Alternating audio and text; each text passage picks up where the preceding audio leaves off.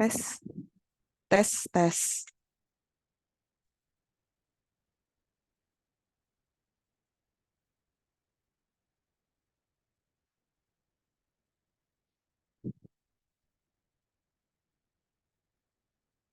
Tes, tes, tes, tes, tes. Oke. Udah? Oke. Udah? Oke. Selamat siang semuanya. Karena tadi udah kenalan, kayaknya nggak perlu kenalan lagi ya, Bu. Ini selagi kita tunggu teman-teman yang lain lagi OTW ke sini, kita mulai aja dulu acaranya. Baik, pertama saya ucapkan selamat datang buat teman-teman semua dan Bapak Ibu yang jadi undangan dalam kegiatan hari ini.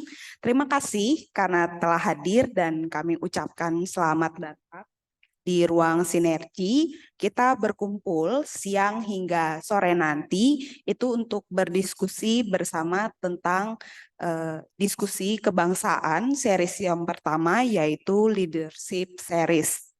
Yang mana dalam series yang pertama ini kita mengambil tema itu mengenal seorang pemimpin bangsa.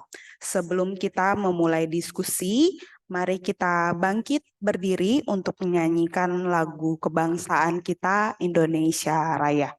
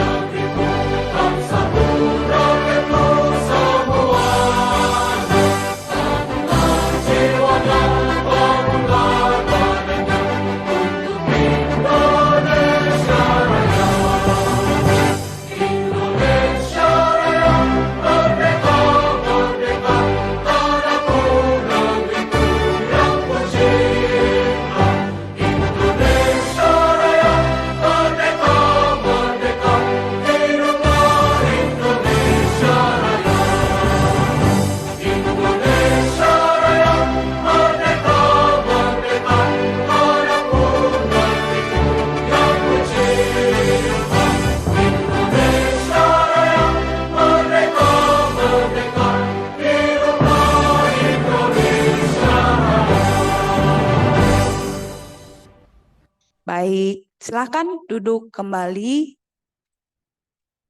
Sebelum kita masuk ke dalam diskusi utama, saya akan memperkenalkan terkait series baru kami ini. Series diskusi kebangsaan ini dirancang untuk menjadi ruang diskusi tentang wawasan kebangsaan dan untuk mengembangkan sikap nasionalisme kita sebagai bangsa Indonesia.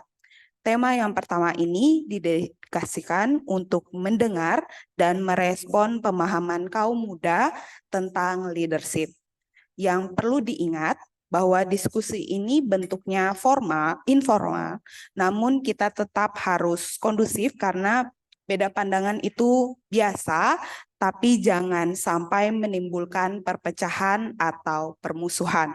Peserta kita nanti akan juga ada yang join melalui Zoom meeting, sehingga peserta Zoom jika ada pandangan ketika diskusi nanti bisa raise hand agar bisa di-notice oleh moderatornya. Diskusi ini akan dilaksanakan secara berkelanjutan dengan tema-tema yang beragam, sehingga teman-teman bisa cek nanti di Instagramnya Ruang Sinergi atau Sinergi Policies. Di situ kita bakal posting series yang selanjutnya dari diskusi kebangsaan. Lalu yang terakhir, tidak lupa juga saya memperkenalkan organizer dari diskusi kebangsaan.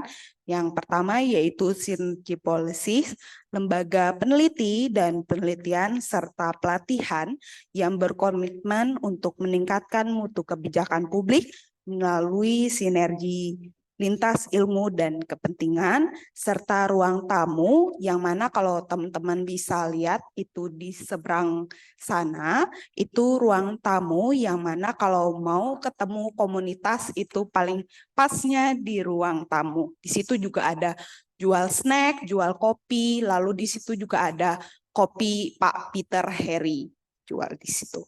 Oke, tanpa berlama-lama lagi, ini karena sepertinya sudah tidak sabar untuk langsung masuk ke diskusi. Saya perkenalkan Ibu cantik yang duduk di kursi panas paling ujung karena merah, ya Bu. Jadi Ibu Saskia Ubaidi yang akan menjadi moderator dalam diskusi kita hari ini. Ibu Saskia merupakan lulusan CIM, The Chartered Institute of Marketing. Setelah bekerja di banyak institusi, Ibu Saskia sekarang fokus sebagai owner dari Pustaka Aristoteles yang mana dikelola sejak tahun 2016 untuk menjelajahi permasalahan sosial, politik, dan ekonomi terkini, serta kebangkitan teknologi digital di Indonesia. Baik, saya silahkan untuk Ibu Saskia dapat memandu diskusi kita.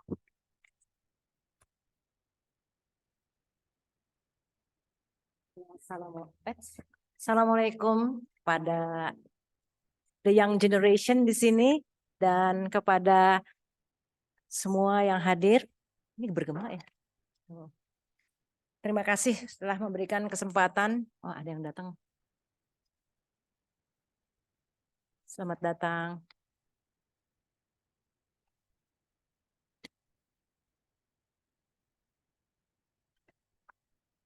Oke, terima kasih dari Sinergi Policies yang telah memberikan kesempatan kepada saya sebagai moderator pada siang hari ini. Ini bergema ya, mendingan. Oke, jadi sebelum kita memulai acara ini, kita akan melakukan sebuah survei dahulu sehubungan topik yang akan kita bahas. Ya begitu ya Bu ya. Jadi mungkin bisa disiapkan ininya. Jadi kita ini dulu, silakan di scan barcode-nya, kemudian akan ada pertanyaan.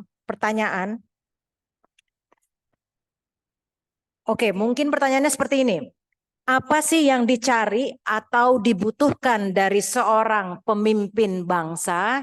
Kemudian silahkan dijawab. Kemudian yang nomor 2, apa yang bisa kita lihat dan dari tutur kata dan perbuatan yang eksplisit. Kemudian akan ada pertanyaan lagi, apa yang perlu kita lakukan untuk mengungkap yang tidak terungkap dalam kata dan perbuatan yang eksplisit. Mungkin bahasanya ribet, tapi silahkan dilihat, pasti tahu jawabnya dan maksudnya. Udah. Baru dari situ kita bisa diskusi.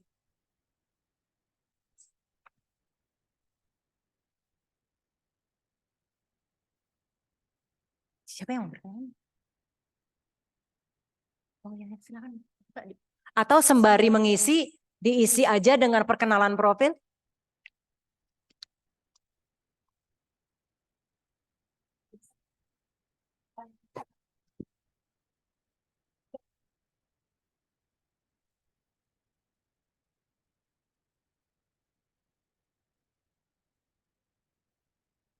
Oke.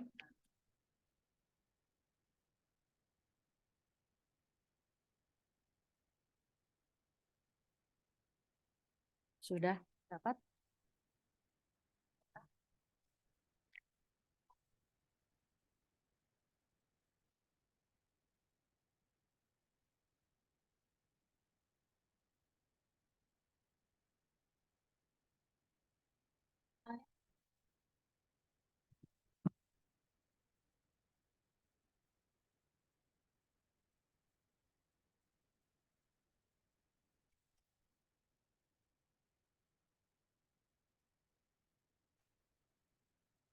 Nggak ada kendala kan?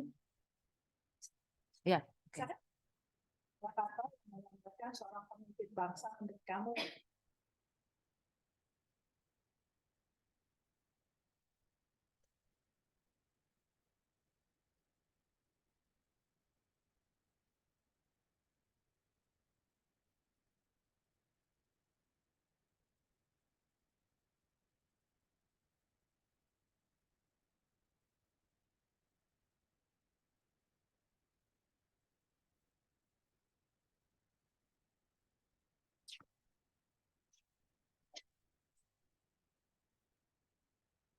Jika nanti sudah dapat jawabannya, hal-hal ini yang akan menjadi bahasan atau topik kita siang hari ini. Ya, yang tentunya akan dipandu dari narasumbernya sendiri, Ibu Dina dan Ibu Tulus. Bagaimana?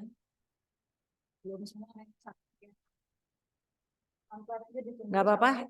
Mungkin sembari menjawab, mau diperkenalkan profilnya?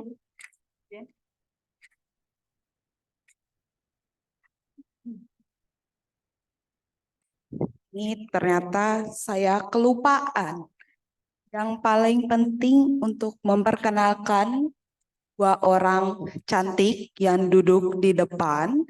Ini dua penanggap, bukan pembicara, tapi penanggap untuk kegiatan kita hari ini. Yang pertama, yang berbaju merah, ada Ibu Tulus. Ibu Tulus ini dosen prodi Ilmu Hubungan Internasional di Universitas Budi Luhur. Ibu Tulus sekarang menjadi Kepala Sekretariat Fakultas Ilmu Sosial dan Studi Global.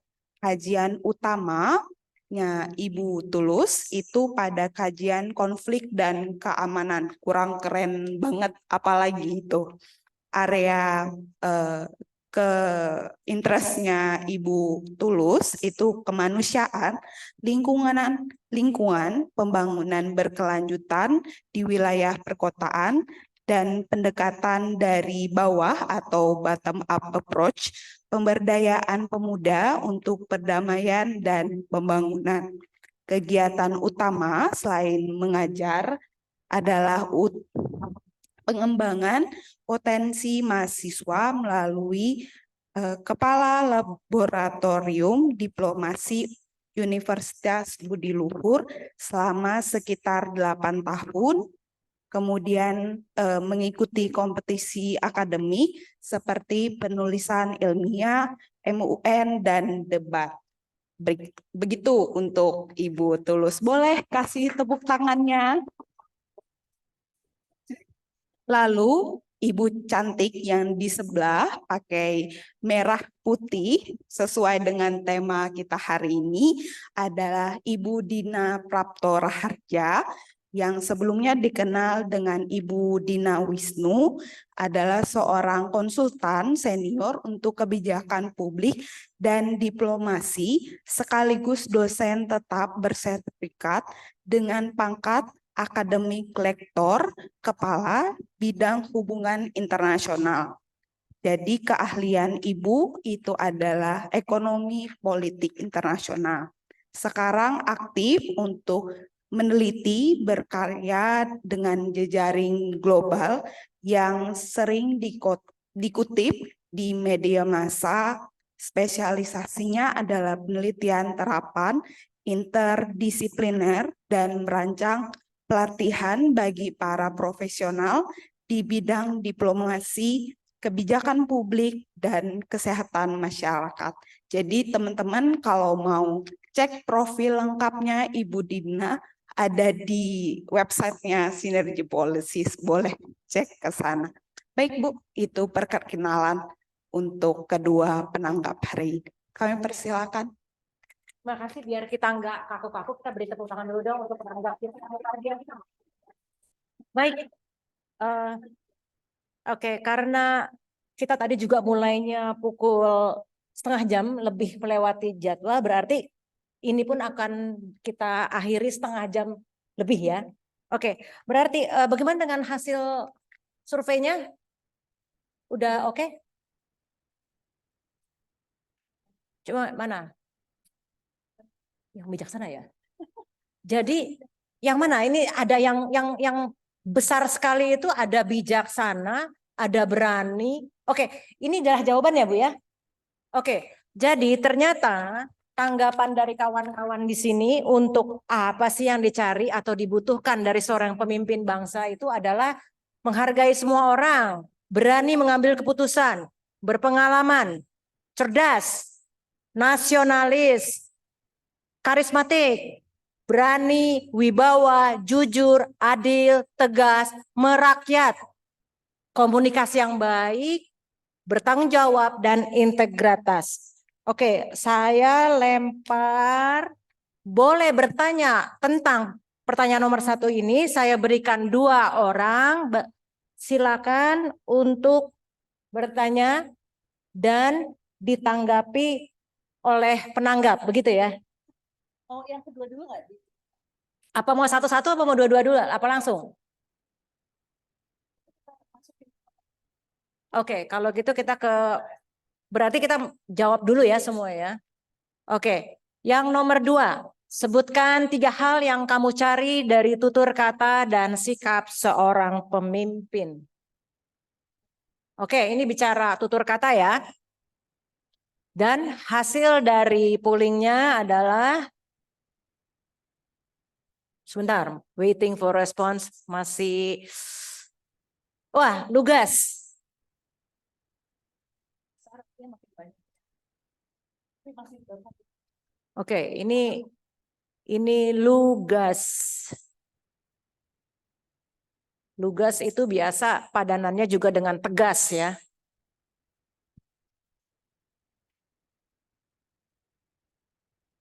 Kemudian masih kita menunggu respon.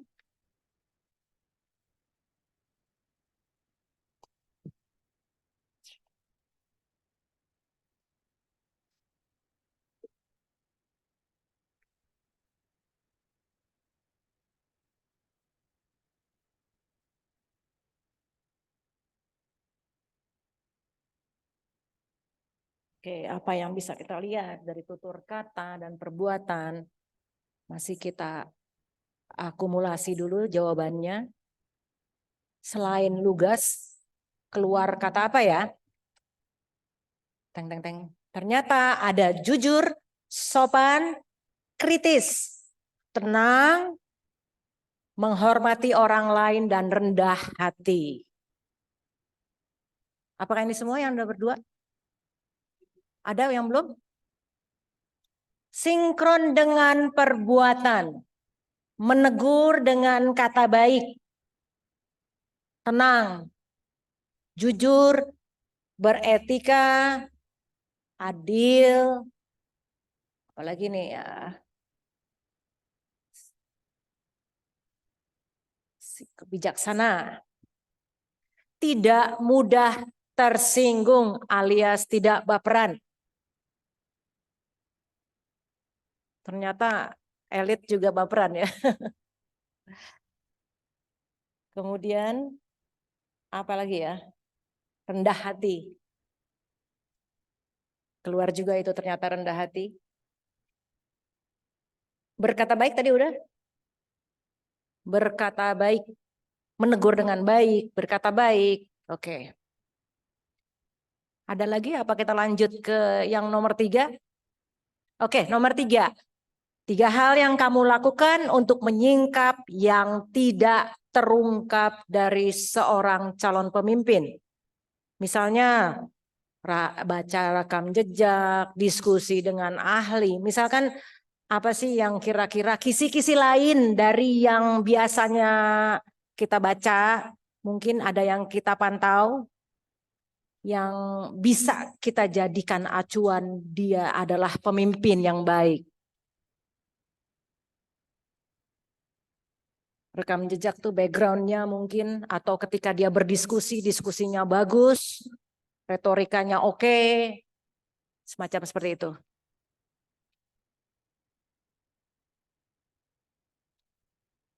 Nilai-nilai intristik yang lain misalnya. Oke, karakter, baca rekam jejak, tersirat dari gestur. Oke, jadi rekam jejak itu sekarang mudah ya, medsos bisa tahu. Lanjut, karakter, oke, kritis. Kritisnya itu bagaimana gitu. Oke, mungkin ada lagi yang lain. Postingan sosial media alias jejak digital itu juga. Kemudian dengan dengar dari orang semasanya. Yes, saksi ya, saksi sejarah namanya. Mencari rekam jejak, kenali lingkar pergaulannya. Kemudian dengar dari orang semasa tadi, postingan sosial, cek sosial media, diskusi dengan ahli, lihat keluarganya.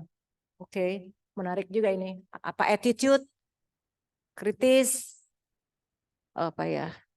Lihat, apalagi ya? Menjalin hubungan dekat. PDKT maksudnya ya. Siapa tahu bisa. Ya boleh. Ini kan jawaban-jawaban dari hati semua ya ini ya. Lubuk hati paling dalam dan sekalian curhat nih sepertinya. Oke, ini. Apakah ini semua? Masih ada lagi? Rangkumannya. Rangkumannya keluar juga. Finalnya kita lihat. Apa sih dari 3 pertanyaan ini yang menjadi benang dari diskusi kita hari ini? Benang merah dari diskusi kita adalah ini ya, ini. Yang ini. Apakah gini? Oke, kita sudah mengetahui tadi jawaban-jawaban dari surveinya. Sekarang saya lempar ke audiens, dua penanya. Silahkan sebelum menanggapi ya, kira-kira saya minta 2 jawaban.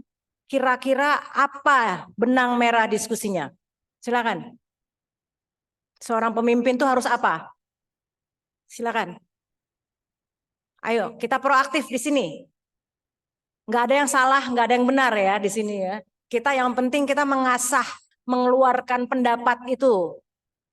Mungkin ada yang di depan, Hijri, kira-kira apa? Terserah, maksudnya kita sudah bicara tadi kriteria begitu banyak. Pemimpin apa yang sebenarnya kamu pilih? Kategorinya. Sebelumnya izin masuk. Terima kasih kesempatannya.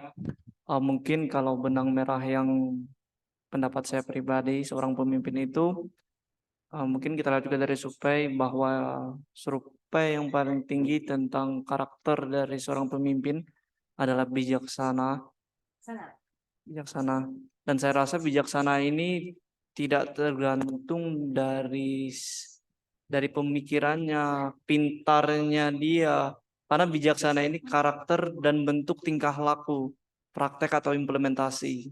Jadi terkadang seseorang yang pintar, bagi saya Ibu, seseorang yang cerdas dalam berpikir, belum tentu dia memiliki kemampuan bijaksana tadi. Maka saya rasa mungkin dari 28 respons kita pada hari ini, bijaksana yang paling tinggi, dan termasuk mungkin saya sekalipun yang memberikan respon bahwa seorang pemimpin harus bijaksana. Oke. Apa Ibu? Bijaksana itu dalam pandangan saya, pintar dalam mengambil keputusan Ibu. Cerdas dalam mengambil keputusan. Terkadang jujur mungkin pengalaman pribadi saya juga memimpin sebuah organisasi yang kecil lingkupnya dalam sebuah kampus pun terkadang mengambil keputusan itu harus beneran kita pikirkan, entah ini bisa merugikan kiri kita, menguntungkan kanan kita, atau sebaliknya. Maka dalam mengambil keputusan harus benar-benar kita pikirkan. Apalagi dalam memimpin organisasi yang lingkupnya gede. Ya kalau kita sebutnya mungkin di ilmu HI, negara pun sebuah organisasi. Maka ya harus benar-benar cakap, cerdas dalam mengambil keputusan. Itu bijaksana menurut saya, Ibu. Oke. Terima kasih Fijri. Jadi kamu mengatakan bijaksana karena bijaksana itu diperlukan ketika mengambil sebuah keputusan. Seperti itu ya. Oke, ada lagi? Satu lagi? Silakan. Kamu, ya, dirimu. Ayo. Oke, izin menjawab. Saya memilih pandangan saya, pemimpin itu harus bertanggung jawab. Yang pertama. Kenapa harus bertanggung jawab? Karena setiap perbuatan, tindakan, atau bahkan pemikiran itu pun harus dia tanggung jawab seperti itu. Karena ini apa ya? Mereka adalah ataupun seorang pemimpin adalah kepala daripada organisasi itu. Nah, bagaimana bisa jika kepalanya saja sudah salah, pasti buntutnya pun akan salah. Ketika memang si kepala ini tidak memiliki rasa tanggung jawab seperti itu. Jadi menurut saya pemimpin lebih utama adalah memiliki rasa tanggung jawab yang tinggi. Oke, terima kasih. Terima kasih. Siapa? Fajil. Haji. Oke. Dua pertanyaan, bijaksana dan bertanggung jawab. Mungkin silakan dikuliti penanggap. Mungkin sebelum saya mendalami sama Mbak Tulus, saya mau lempar lagi satu pertanyaan. Tadi salah satu alasan kami menanyakan desainnya tadi, pertanyaan kan 3 ya. Yang pertama, prinsipnya kamu memilih orang itu apa?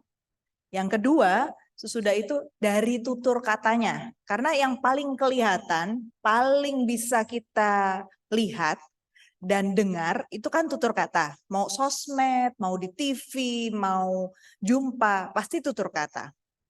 Tapi kita tahu tutur kata bukan segala-galanya. Yang terlihat belum tentu yang sesungguhnya. Makanya ada pertanyaan ketiga. Gimana caranya kamu bisa mengetahui yang tidak diketahui. Nah, poin yang ketiga tadi belum ada yang nyinggung. Benang merahnya apa sih? Kalau untuk mengenal seseorang, apalagi pemimpin bangsa. Ada yang mau menanggapi dulu? Ya, Mas Aryo.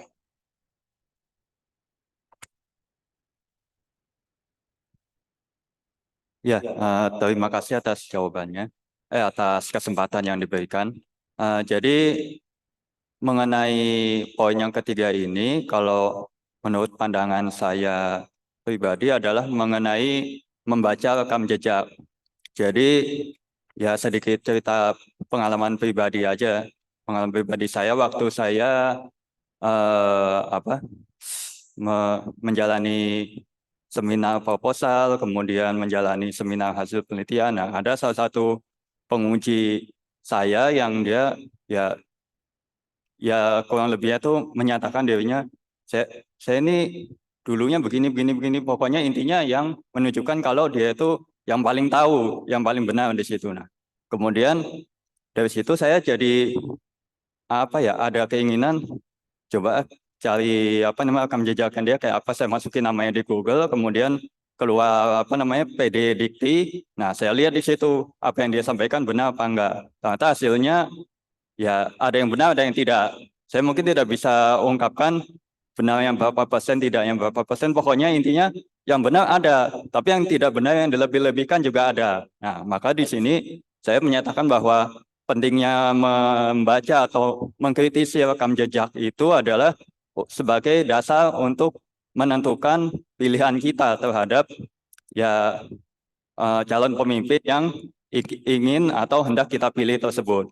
Baik, itu saja pendapat dari saya. Terima kasih. Terima kasih, Mas. Siapa lagi yang mau menanggapi? Ada yang mau nambah? Silakan. Nggak ada yang salah, nggak ada yang benar loh di sini. Semua pendapat adalah sama. Dialog kita. Siapa? Yang cewek dong. Ayo. Yang cewek, ayo. Suara perempuan tuh 30% loh di parlemen. Oke. Terima kasih atas kesempatannya. Mungkin aku langsung ngambil benang merah dari ketiganya aja ya. Jadi menurut aku untuk seorang pemimpin ini khususnya untuk Indonesia pasti memang harus bijaksana dan juga jujur atau transparan. Tapi bukan berarti kesannya itu membeberkan rahasia negara gitu, bukan kayak gitu maksudnya. Cuma dalam janjinya, dalam komitmennya, dan dalam actionnya, pemimpin itu harus jujur kayak gitu. Dan apabila memang ada struggle yang dialami, ya udah jangan terlalu ditutupi gitu kesannya. Kemudian juga pemimpin ini harus merakyat karena memang balik lagi ke konstitusi kita yang demokrasi itu dari rakyat, oleh rakyat, dan untuk rakyat. Jadi memang pemimpin ini apapun yang dilakukan harus bukan, keuntungannya ya udah balik lagi ke rakyat kayak gitu. Dan secara tutur kata pemimpin ini juga memang harus lugas dalam menyampaikan visi misinya agar dipahami oleh kita dan kita bisa mengetahui mereka ini orangnya seperti apa sebagai pemimpin kayak gitu. Terus untuk melihat apa yang tidak terlalu diungkapkan secara real life, tentu kita harus baca rekam jejaknya, dan dengan development of technology sekarang kita udah bisa mencari apapun di internet dan social media seperti itu. Dan juga kita juga harus lebih kritis sebagai rakyat untuk melihat kegiatan-kegiatan yang dilakukan oleh para calon pemimpin ini secara real life, bisa dilihat dari debatnya, dari kampanyenya, mungkin seperti itu. Terima kasih. Makasih. Mungkin tadi menambah kegiatan calon itu istilahnya visi misi maunya kemana ya. Jadi jelas ya, ada tujuan. Jadi memiliki tujuan. Oke, berhasil kita menjaring kata bijaksana, Bu, bertanggung jawab, kemudian tutur kata, merakyat, kegiatan visi misinya jelas. Oke, mungkin ada yang mau menambahi lagi sebelum menanggapi. Menanggapi. Saya masih perlu satu lagi deh dari Flor. Ayo. Tadi udah. Ini Mas ini kayaknya pengen. Ayo. Di sini nggak ada yang salah dan nggak ada yang benar. Feel free ya. Feel free. Karena kita mengencourage ke adik-adik ya, Iya. ya. Mengencourage the young generation to speak up. Ya. Ayo. Boleh ya. Ayo. Ayo siapa? Oke, cakep. Siapa Mas? Ya, Dipa. perkenalkan nama saya Ahmad Dipa sebagai presiden dari ISAFIS, organisasi ISAFIS. Menurut saya seorang pemimpin itu kita melihat dari skop atas, dari point of view yang melihat ke bawah, dan itu kita bisa melihat bagaimana semua kata-kata yang ada di layar ini itu benar-benar sebuah hal yang berat untuk kita tanggung secara sendiri. Maka dari itu menurut saya ada bagaimana kita menanggapi cara bertutur katanya seorang pemimpin, cara kita untuk menanggapi sikap sifat seorang pemimpin. Ada lagi sebuah istilah yang saya pahami, itu adalah sebuah dark triad of a leader. Bagaimana sifat yang sangat subjektif untuk ditranslate karena ada beberapa sifat seorang pemimpin yang mungkin dipandang secara kurang baik untuk menutupi segala dosa-dosanya. Dan ini dilakukan oleh banyak orang sukses, oleh banyak seorang pemimpin yang mana untuk tadi menutupi segala kerahasiaan, menutupi segala keburukan untuk keberlangsungan demokrasi, untuk keberlangsungan sistem komunikasi yang baik. Dan ini juga berkaitan dengan seorang pemimpin yang ibaratnya dia harus berdarah untuk meyakinkan timnya, meyakinkan rakyatnya bahwa semua terkendali dan semua berjalan dengan mulus. Menurut saya itu sih. Terima kasih. Oke, tepuk tangan dulu dong, luar biasa. Amazing saya sama yang muda, jawabannya luar biasa. Iya, oke. Jadi ada lagi ya, balik bijaksana, cakap, bertanggung jawab, tutur kata, merakyat. Ada dark trial of a leader, kalau nggak salah ya, benar tadi bisa ya, iya kan? Ya, oke. Oke, apa langsung ditanggapi? Silakan.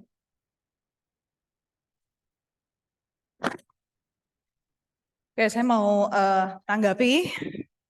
Terima kasih banyak ya teman-teman sudah berdiskusi. Dan ini nggak berhenti di sini. Jadi maksud saya desain acara kita ini adalah agar sepanjang kegiatan kita benar-benar tukar pikiran. Sampai jadi juga di kepala Anda, yakin nggak ada yang terlewatkan gitu ya. Saya sudah siapkan sedikit gambaran untuk merespon. Percaya atau enggak, saya menyiapkan ini kan sebelum mendengar Anda kan. Sebelum mendengar poin-poin dari Anda.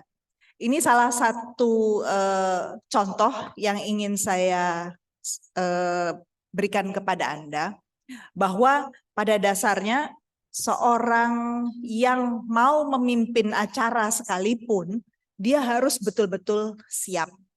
Siapnya itu bukan berpikir tentang diri saya sendiri dan apa yang mau saya katakan, tapi apa yang menurut saya akan menjadi pemikiran orang yang hadir.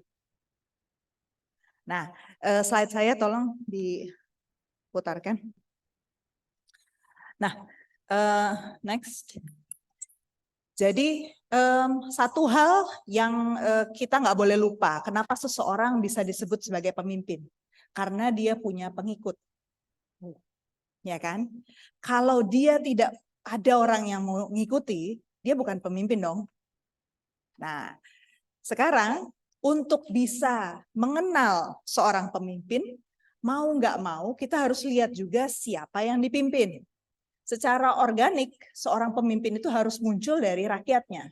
Bahkan ada yang orang bilang, kalau pemimpin itu ya munculnya dari mayoritas rakyatnya, wujudnya seperti itu, cara berpikirnya seperti itu, nanti akan lahir pemimpin yang juga mirip-mirip dengan rakyat yang diwakilinya. Nah, maka saya mau lihat dulu kalau kita bicara soal pemimpin bangsa, bangsanya bangsa Indonesia, kita kenali dulu Indonesia itu orangnya seperti apa. Teman-teman yang ada di ruangan ini bukanlah rata-rata orang Indonesia pada umumnya. Tadi bicara soal karakter ya, karakter orang Indonesia itu kayak apa sih? Kenapa saya bilang begitu? Indonesia itu 100% ya, populasinya 270 juta lebih penduduknya. 270 juta itu bukan angka yang kecil, sangat besar. Makanya kita di tingkat global level ranking keempat ya, besar sekali. Tapi dari yang 100% itu, 40% mereka berada di desil miskin. Jadi miskin itu kategorinya di seluruh dunia banyak. Miskin itu ada miskin struktural, ada miskin relatif gitu ya. Orang miskin di Singapura juga ada. Orang miskin di Swedia juga ada. Orang miskin di Amerika juga ada. Tapi itu pentingnya kita melihat kemiskinan itu selalu dari 100% masyarakat itu sendiri. Jadi kalau di Indonesia teman-teman ukurannya itu desilnya tuh 40. Jadi dibagi lagi jadi 4 desil ya. 10% itu yang paling bawah berarti dia super miskin. Kalau 20%, 30% itu lebih baik. Tetapi masuk ke 40 itu artinya dia rentan untuk jatuh ke kemiskinan yang lebih dalam. Nah, jadi siapapun pemimpin Indonesia sebenarnya harus melihat profil ini. Yang dia perjuangkan itu bukan yang cuman yang 100% tadi utuh, tapi 40%. 40% itu kan besar. Artinya 4 dari 10 orang di ruangan ini itu miskin. Gitu. Itu satu. Kemudian mau tahu miskin di ukuran Indonesia itu apa? Bacalah data dari Biro Pusat Statistik. Data Biro Pusat Statistik per 2023, garis kemiskinan di Indonesia itu range-nya dari 433.000 di Sulawesi Barat sampai di DKI yang 792.000 rupiah per bulan. Jadi tukang bersih-bersih kami aja itu hitungannya bukan miskin kalau di gambar ini di desil ini, karena upah dia lebih tinggi daripada upah itu. Jadi kebayang dong, di atas angka 40%, apakah jaminan semuanya tidak miskin? Enggak juga kan? Jawabannya tidak. Jawabannya tidak. Tidak. Kenapa? Itu tadi salah satu poin yang disebut sama Mas Dipa tadi. Jadi seorang pemimpin juga harus berpikir dalam hubungan internasional. Kalau dia jujur bilang seluruh penduduk kita itu 60% sebenarnya sangat miskin, masih gajinya di bawah 2,8 juta, which is by the way that's the case. Rata-rata orang Indonesia itu upah bulanannya cuma di kisaran 2,89 juta per bulan. Kalau kita bilang semua itu masih pas-pasan, hidupnya miskin, siapa yang mau invest? Siapa yang mau datang ke Indonesia? Kenapa orang nggak mau datang invest? Karena kalau orang invest kan maunya balik modal. Balik modal tuh dengan cara apa? Beli kan produk mereka. Lah gimana mau beli orang hidup pas-pasan? Ya enggak. Jadi itu salah satu aspek soal kepemimpinan yang harus dipikirkan. Yang kedua, saya mau garis bawahi soal pendidikan. Orang yang miskin itu profilnya apa sih? Kalau miskin tapi ya kuliah semua, mungkin mobil udah ada, sehat semua, ya alhamdulillah baik-baik saja ya. Tapi kalau rata-rata orang Indonesia itu tamat SD, SMP cuma 50%. Dan ini masih terjadi ya? Ini 2023. Jadi ini real case ya? Real case, Adik-adik ya? data sungguhan. Yang tamat SMA itu cuma 50% juga. Wow. Jadi rata-rata lama sekolah orang Indonesia itu cuma sampai SMP, bahkan tidak tamat SMP, cuma sampai kelas 9. Kalau nggak percaya buka datanya di Pusat Statistik per 2023. Jadi itu alasan saya bilang teman-teman yang duduk di sini itu tidak merepresentasikan orang Indonesia. Rata-rata orang Indonesia itu yang tadi saya sebut itu pendidikannya cuma sampai SMP. Terakhir, definisi bekerja. Tadi miskin itu bekerja nggak sih? Nah, ini yang menarik juga. BPS itu punya definisi miskin yang luar biasa. Saya bilang apa ya? Aneh sih, luar biasa aneh. Karena kategori miskin tidak bekerja itu dalam buku kemiskinannya BPS, artinya dia itu penghasilan minimal 1 jam per hari selama seminggu berturut-turut. Berturut-turut selama seminggu terakhir. Jadi kamu kerja sehari sejam aja, itu udah dihitung bekerja. Jadi jangan terlalu besar kepala kalau pemerintah kita bilang orang Indonesia itu tidak ada pengangguran. Karena angka bekerja kita diukur dengan standar yang sangat rendah. Gitu. Jadi dan yang tercatat tidak bekerja di seluruh provinsi di Indonesia itu kisarannya 40-50%. Itu pun besar sekali ya. Artinya kerja seminggu sejam aja ternyata cuman 60% sampai 50% yang kerja. Biarkan mereka loading dulu dengan kenyataan yang ini ya. Jadi tidak seindah di media sosial kan kalau baca data dari BPS, ya kan? Jadi ternyata PR kita begitu banyak kalau ingin berbicara tentang pemimpin yang mengayomi bangsa kita. Ada yang mau menanggapi? Oke, silakan ditanggapi oleh audiens penanggapnya. Ayo. Silakan. Yang muncul Karena ini di kepala Anda, monggo, silakan. ini yang kita lempar adalah sebuah kejujuran. Ternyata dari Sabang sampai Merauke itu bukan anak Jaksel doang. Oke, ini yang harus dipikirkan gitu. Ya. Jadi pengangguran itu ada yang namanya pengangguran semu, separuh-separuh nganggur dan sebagainya. Ini semua adalah problem yang harus dihadapi si pemimpin itu yang tadi kita bahas di awal. Oke, ditanggapi oleh audiens, penanggapnya. Penanggapnya dianggapi. Ayo, biar seru diskusinya. Ayo. Silakan. Is this new thing for you?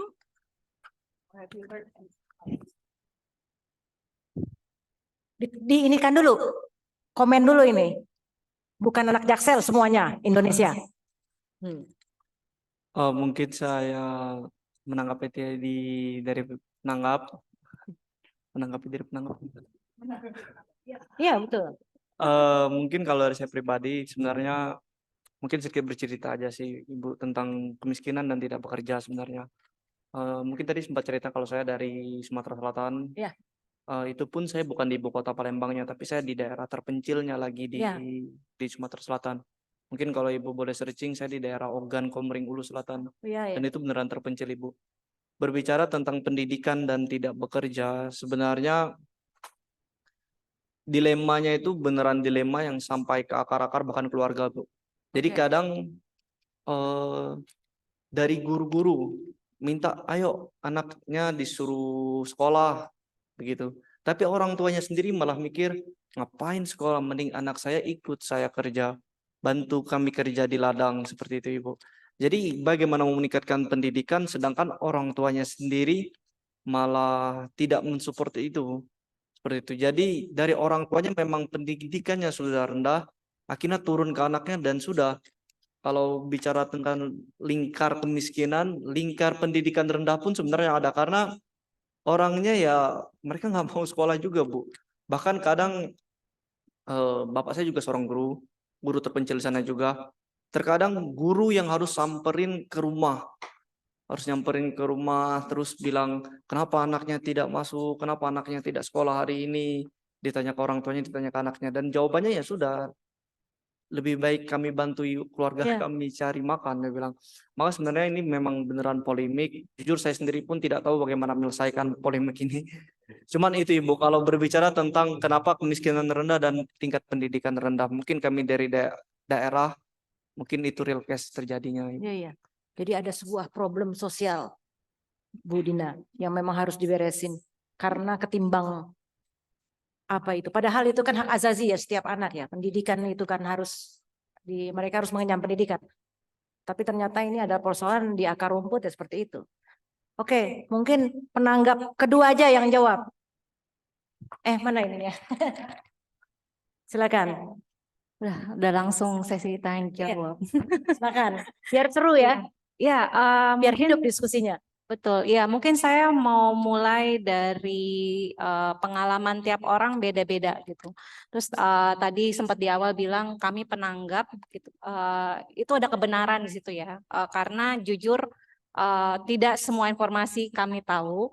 Bahkan kami belajar dari adik-adik gitu. Nah, tadi yang di-encourage oleh Mbak Saskia adalah itu gitu. Kita keluarkan semua informasi yang kita punya karena bisa jadi bahkan penanggap pun nggak tahu gitu. Nah, contoh seperti saya misalnya, saya dari kecil di kota gitu. Saya nggak pernah tinggal di desa, saya nggak paham gitu ya, nggak paham dengan permasalahan seperti itu. Meskipun mungkin ketika saya masuk ke lini pendidikan, maka saya harus paham permasalahan sosial, termasuk pendidikan bahkan ke level pedesaan. Tapi tadi kan ketika tidak ada cerita yang sampai ke orang-orang yang mau berpikir secara kritis gitu kan, ya tadi diskursus mengenai apa yang penting itu nggak akan keluar gitu. Nah terus berkaitan dengan tadi ya Mbak Dina sempat bilang gitu bahwa seorang pemimpin itu harus paham apa yang mereka yang dipimpin itu seperti apa, demografinya seperti apa. Nah, yang menurut saya perlu kita bawa dari awal justru adalah kita perlu ingat bahwa pemimpin itu mencerminkan apa mereka yang dipimpin. Yes, jadi justru gitu kita yang dipimpin ini juga perlu membangun sebuah kepemimpinan bahkan terhadap diri sendiri gitu. Nah, hanya saja seringkali masyarakat itu tidak tahu caranya. Itu yang paling penting. Jadi bisa tadi kan banyak yang nggak mau sekolah karena lebih baik bekerja, gitu kan? Bekerja karena mungkin itu akan lebih survive buat mereka di masa depan, buat anak-anak mereka. Saya baru memahami hatinya orang tua setelah punya ponakan gitu kan. Semoga ponakan saya bisa bisa survive gitu di dunia yang keras yang udah saya alami ketika bekerja, dan mungkin orang tua yang di pedesaan punya pemikirannya sama gitu. Ketika anak saya sibuk belajar, mungkin mereka nggak paham kerasnya dunia gitu kan, sehingga kemudian lebih baik mereka turun ke ladang gitu ya, paham bagaimana cara survive. Nah, justru kenapa harus mengenyam pendidikan itu yang pertama kali harus dimunculkan. Nah, sama seperti kita balik ke topik pemimpin, kita kan harus balik ke situ ya, balik ke topik pemimpin. Adik-adik tuh punya jawaban yang sangat beragam. Justru yang menarik buat saya adalah kenapa pemimpin tuh harus jujur. Tadi Mbak Bianca bilang harus jujur, harus cerita struggle-nya gitu. Tapi terus buat apa? Itu pertanyaan menurut saya lebih fundamental gitu ya. Jadi ketika kita mau menyebarkan ide bahwa pemimpin yang ideal itu, meskipun tadi yang dibilang ya no one is perfect gitu kan, nggak mungkin satu individu menubuhi semua karakter yang kita inginkan gitu. Tapi tadi kan kita mesti tahu kenapa pemimpin harus jujur. Oh, kenapa pemimpin harus bisa terbuka terhadap struggle-nya. Mungkin itu titik poin di mana pemimpin bisa kemudian bilang, saya mengerti apa yang kalian rasakan gitu. Tadi yang menjembatani antara pemimpin dan yang dipimpin gitu. Nah, itu mungkin Mbak, saya nggak mau ngobrol terlalu banyak karena justru saya lebih tertarik dengar dari mereka gitu. Kenapa Luar harus biasa. jujur, Oke. kenapa harus bijaksana, Aku ke- kecilnya kayak apa sih? Saya malah penasaran. Oke. Oh, saya kan kecilnya di kota aja Mbak, nggak pernah ke desa, jadi kurang struggling juga kayaknya. Iya. Jadi saya nanya, saya ini aja, Bu. Saya trigger satu pertanyaan. Begini, kita kan tadi bicara soal pemimpin. Dari diskusi adik-adik sini semua udah banyak muncul lah tadi kata-kata itu. Sekarang, kalau misalkan kalian suatu hari menjadi pemimpin itu, bagaimana peran kalian? Silakan ditanggapi. Let's say lah istilahnya, kita andaikan Anda adalah pemimpinnya. Coba Step retorika pertamanya nih ya? apa mungkin? Retorikanya saja dulu lah kita bicara. Soal prakteknya sih itu nanti kita nggak tahu ya. Kalau Cuma tadi ya di dalam profil benak followernya. kalian semua adalah masyarakat yang direpresentasikan dengan berpendidikan. Dibandingin tadi, ini syukur alhamdulillah menikmati privilege pendidikan. Ada dan mau untuk diskusi di sini aja sudah berarti Anda concern tentang seorang pemimpin. Tentunya concern pemimpin ya kita harapkan memimpin bangsa lah ya. Saya akan membuat suatu hipotesis jika Anda adalah pemimpin itu. Bagaimana tanggapannya? Silakan. Oke. Ya, baik. Sebelumnya mohon izin untuk menjelaskan dari sudut pandang bidang yang saya kuasai ya, yaitu bidang kelautan. Jadi dari ini saya menyampaikan pendapat saya dari point of view kelautan ya, atau bidang yang berkaitan dengan kemaritiman. Jadi kalau saya sering berdiskusi dengan teman-teman dari organisasi nelayan. Nah, sebelumnya saya kritisi dulu data yang tadi disampaikan. Jadi bahwa perihal kemiskinan itu harus dibedakan antara pendapatan atau income dengan pengeluaran atau outcome. Karena masalah pendapatan itu belum tentu sebanding dengan pengeluarannya. Ya sebagai contoh aja yang simpel, kalau misalkan kita melihat ada orang misalkan rumahnya tingkat, kemudian mobilnya banyak, tapi bisa jadi utangnya juga banyak. Nah, sementara ada orang yang ya kehidupannya sederhana, tetapi ya income-nya selalu lebih dibandingkan outcome-nya. Nah, itu juga perlu jadi perhatian dalam penyampaian data. Nah, kemudian kembali lagi ke tadi yang ingin saya sampaikan. Jadi hasil diskusi saya dengan teman-teman nelayan itu bahwa dalam hal income, yang namanya nelayan miskin itu tidak ada. Kenapa? Karena income dari kelautan itu sangat besar sekali. Dari perikanan, dari kemudian dari perikanan tangkap, kemudian dari perikanan budidaya, dari rumput laut, alga, kemudian dari hasil-hasil laut yang lainnya itu sangat besar sekali. Nah, jadi kalau dalam hal income itu tidak ada nelayan miskin seharusnya. Tetapi kenapa nelayan itu masih banyak yang masuk dalam garis kemiskinan? Karena mereka tidak tahu bagaimana memanfaatkan income yang besar yang mereka dapatkan itu. Ada yang mereka habiskan misalnya main judi, misalnya mabok-mabokan dan lain sebagainya lah intinya. Jadi yang saya ingin tekankan adalah yang paling penting itu justru bagaimana kita melihat kualitas pendidikan kita untuk ya bagaimana masyarakat ini bisa tahu bagaimana memanfaatkan ya kekayaan alam yang dimiliki oleh bangsa ini dalam baik secara langsung maupun secara tidak langsung. Nah, makanya yang ingin saya tekankan adalah pertama-tama itu harus memperbaiki kualitas pendidikan untuk ya seluruh masyarakat Indonesia pertama-tama adalah kurikulumnya dulu dibenahi, kemudian ya bagaimana memastikan pendidikan ini bisa merata seluruh masyarakat, seluruh anak-anak yang di pelosok itu bisa mendapatkan hak yang sama, akses yang sama untuk memperoleh pendidikan setinggi-tingginya. Baik, itu aja yang ingin saya sampaikan. Terima kasih. Oke, langsung ditanggapi. Penanggap. Wah, terima kasih banyak Mas Aryo. Itu betul. Jadi salah satu ukuran miskin tidaknya memang bukan cuma yang di PPS. Makanya kita punya beberapa data tambahan untuk melengkapi gambar. Tapi tadi saya bilang berarti seorang pemimpin baca data pun harus lengkap kan? Dan dia harus tahu turun lapangan untuk setiap kelompok. Bener banget itu. Nelayan itu modalnya untuk sekali turun melaut bisa 500 juta. Saya ngelihat duit 500 juta itu nunggu berapa tahun. Iya kan? Baru kekumpul itu pun ya ampun, masa iya sih duit 500 juta diem aja di tabungan kita. Tapi nelayan itu cash-nya untuk sekali dia modal 20 orang lah turun ke laut, itu saya pernah wawancara mereka butuh 500 juta. Jadi dibilang miskin harusnya enggak. Tapi mereka memang termakan utang. Dan utangnya itu dari orang-orang Singapura gitu kan ya, dari toke-toke yang orang asing itu. Dan adalah banyak studinya, Sinergy Policies juga pernah melakukan studi dan publish ya soal kehidupan nelayan itu, nanti bisa dilihat di website. Nah, saya mau ngelempar lain nih di meja kita untuk membantu kita berpikir tadi nyortir lagi, kemudian pemimpin tuh mesti apa. Coba slide yang ketiga. Kalau kita bicara pemimpin, yang kedua yang harus dilihat adalah sistem. Oke, tadi orangnya, rakyat yang dipimpin, followersnya. Yang kedua sistem. Ini lanjut, ini tadi sebaran kemiskinan kalau menurut BPS. Lanjut. Nah, sistem kita ini tidak menggambarkan seluruhnya ya. Saya mengakui pasti ada yang nggak masuk di gambar.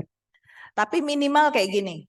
Kita lagi bicara siapa sih pemimpin? Level presiden, wakil presiden, level anggota DPD, level DPR, level MK, ada di OJK, Komnas HAM, LPSK, kan semua ketua tuh.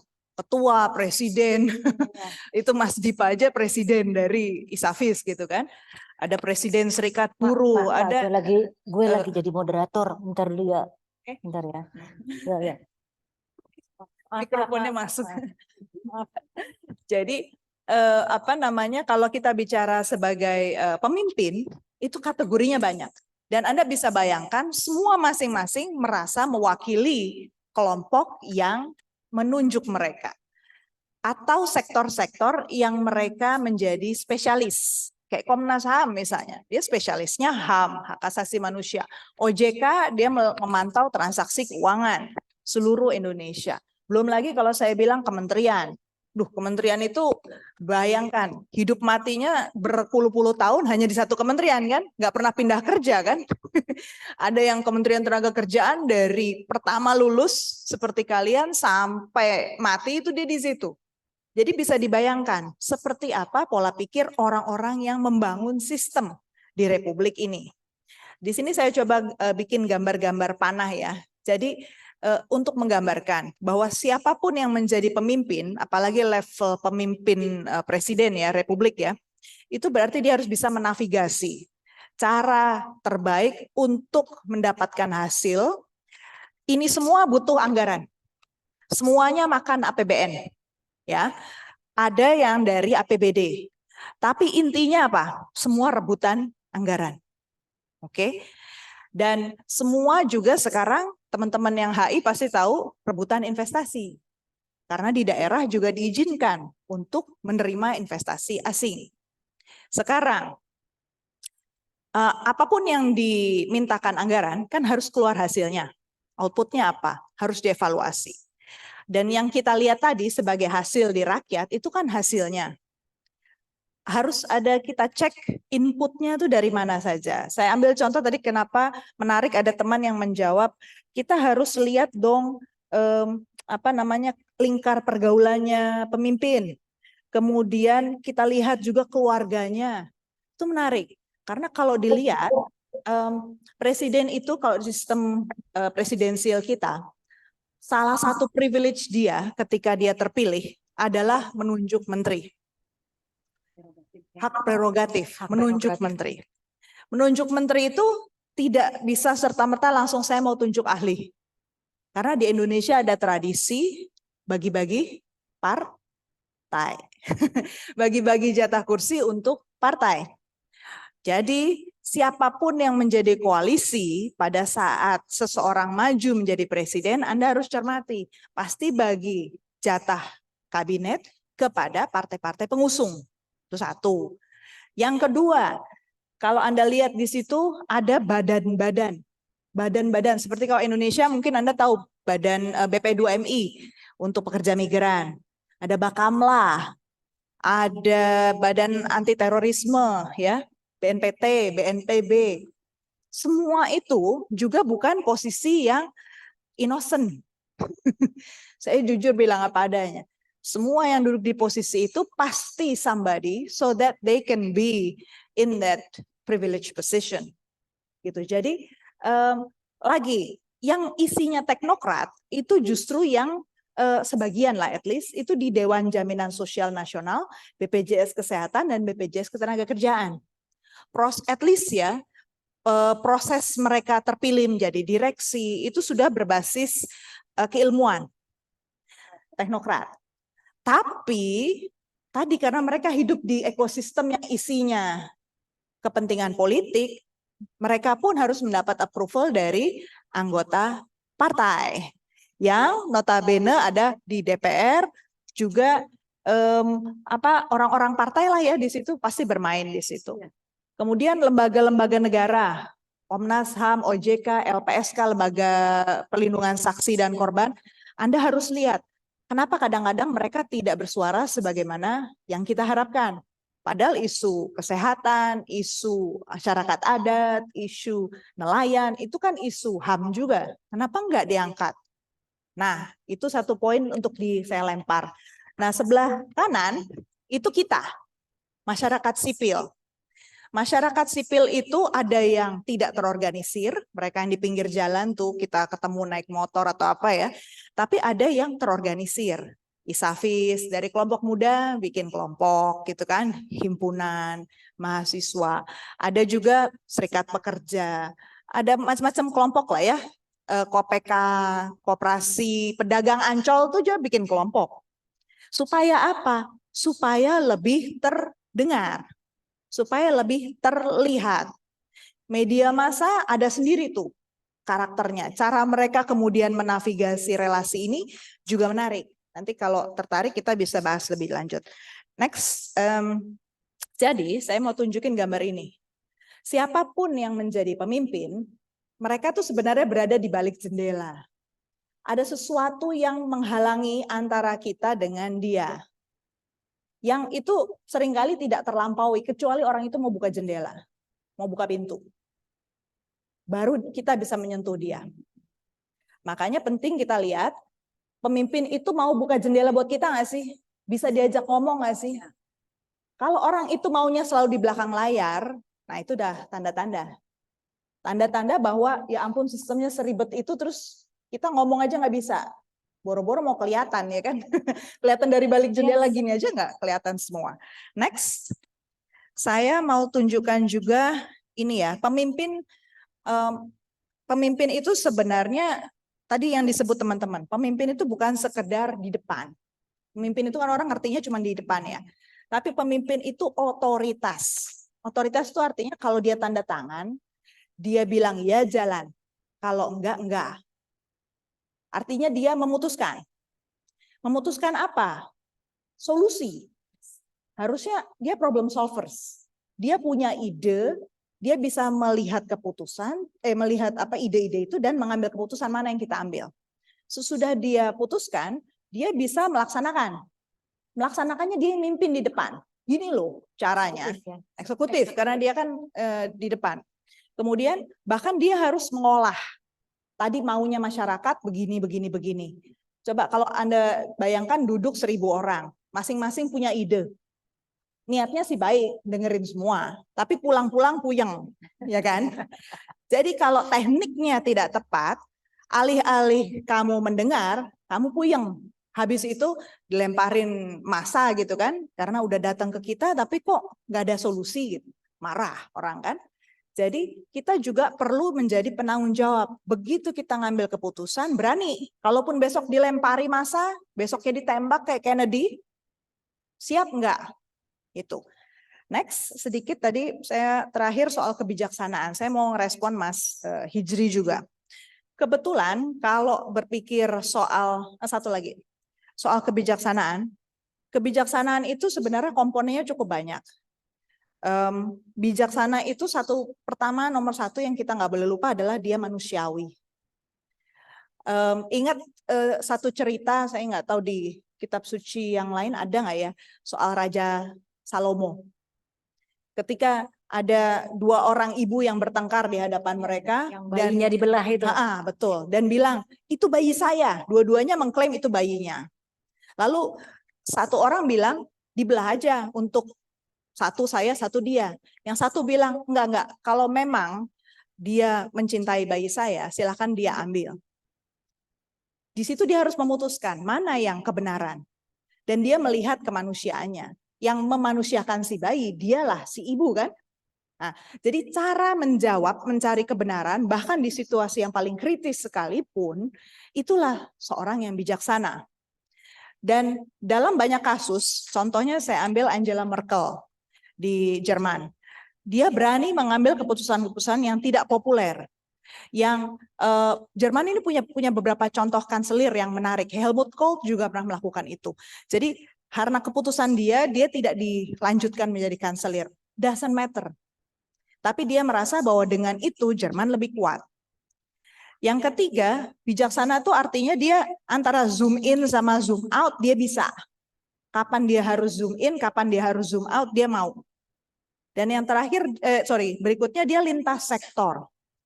Tadi ada yang bicara soal nelayan, ada yang bicara petani, ada yang bicara orang di Kupang, ada yang bicara orang di Palembang. Dia harus bisa melihat semuanya dan nggak bingung. Bisa menarik benang merah. Jadi tadi exercise kita sebenarnya juga melatih Anda untuk menjadi pemimpin. Bisa nggak hanya dari mendengar, melihat dari peserta yang cuma sekian ini, benang merahnya apa? Yang bukan maunya saya doang, tapi bisa melihat katanya teman saya pun begini dan itu saya masukkan menjadi satu benang. Terakhir, bijaksana itu artinya bukan menghabiskan foya-foya untuk sekarang, tapi untuk masa depan. Nah ini yang agak susah juga di Republik kita. Biasanya duit dihabis-habiskan kalau udah mau pemilu. Atau di awal masa pemimpinan.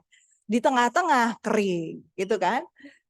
Sesudah 5 tahun ada apa kita belum tentu tahu. Jadi saya taruh di situ, Mbak Saskia mungkin silakan kalau ada yang mau merespon lagi atau Mbak Tulus mau merespon. Selamat datang Ibu. Selamat datang. It's okay, kita diskusi kok. Oke, terima kasih Bu Dina. Jadi ada 2 kata kunci yang tadi saya bisa tangkap. Pertama, orang, dan kedua, sistem. Jadi orang itu berbicara tadi yang kita tanya di 3 pertanyaan di awal. Itu ya, jadi begitu ya berpikirnya. Kemudian sistem. Sistem itu memang adalah yang menjadi problemanya. Yang harus didobrak dengan karakter pemimpin tadi. Mungkin silakan ditanggapi. Silakan. Respon. Oke.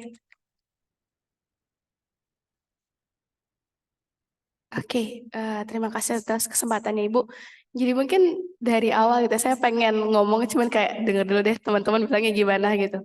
Nah, kalau dari awal gitu berbicara kemiskinan, saya boleh bilang itu benar juga. Itu fakta karena saya di NTT, jadi benar-benar orang daerah gitu. Real saya lihat gitu. Di NTT itu emang kebanyakan di tetangga kita itu, kebanyakan itu pekerjaannya ojek, nelayan, petani, dan juga ya mungkin jual-jual sayur aja di pinggir jalan gitu. Jadi ketika saya yang dari sana pindah ke sini terus dari Jakarta kayak wow, beda banget ya gitu. Nah, di situ juga kalau misalnya dibilang kenapa banyak kemiskinan juga, mungkin karena satu tadi benar juga karena pendidikan, karena concern mereka adalah anak itu ya udah untuk bekerja. Terus ada juga patriarki di mana perempuan itu akhir-akhirnya akan di dapur aja, jadi nggak usah sekolah gitu. Nah jadi banyak di sana kalau cewek-cewek emang ya udah kerja gitu.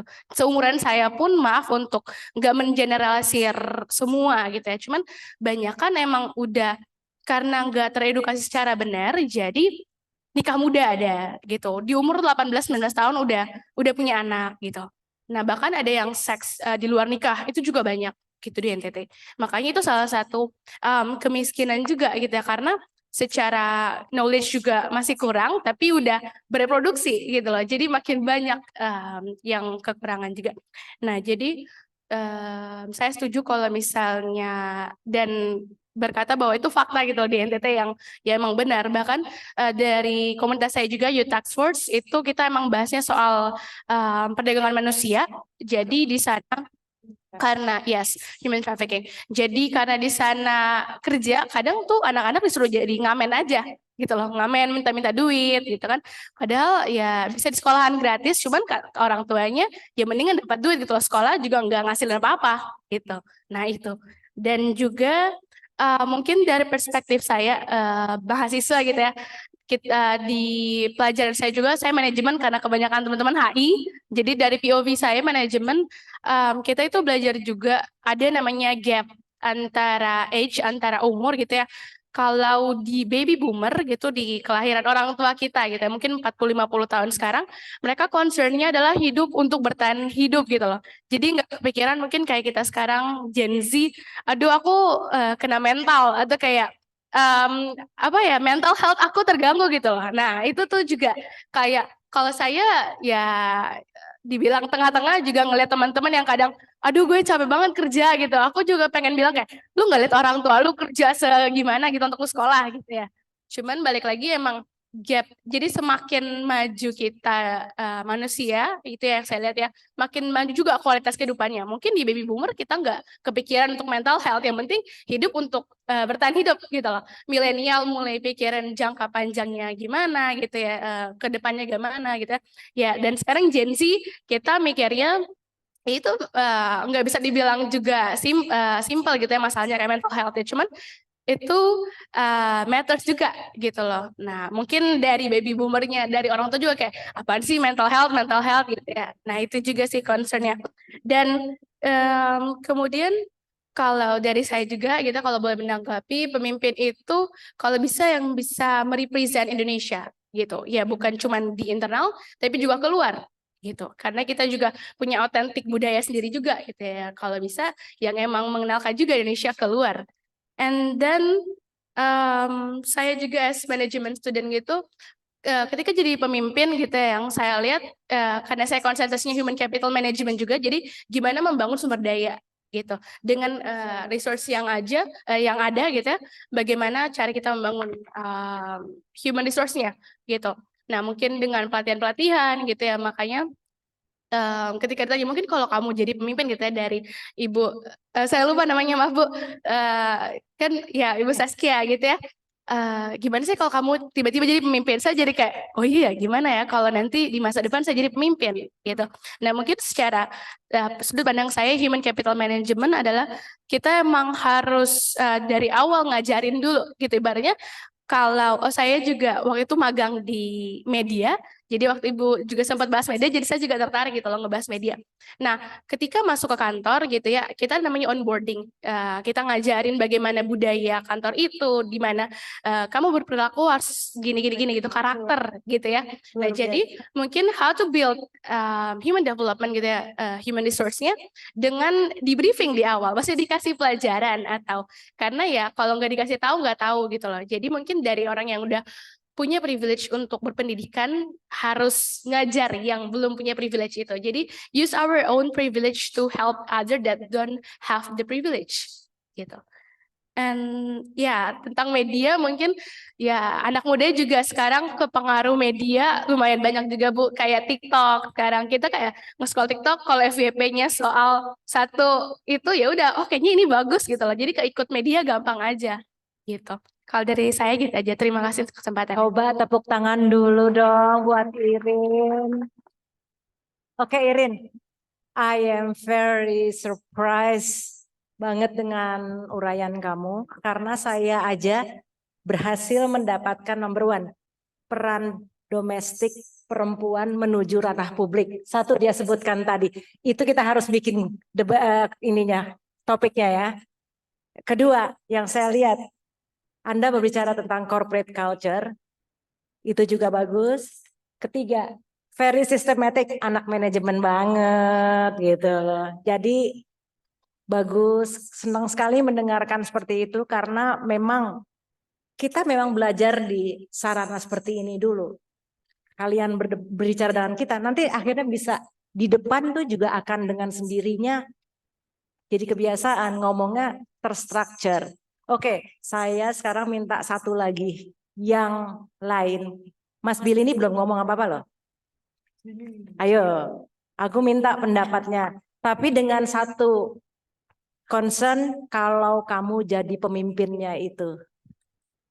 Sebelumnya izin masuk terkait tadi jika saya menjadi seorang pemimpin, Bu ya.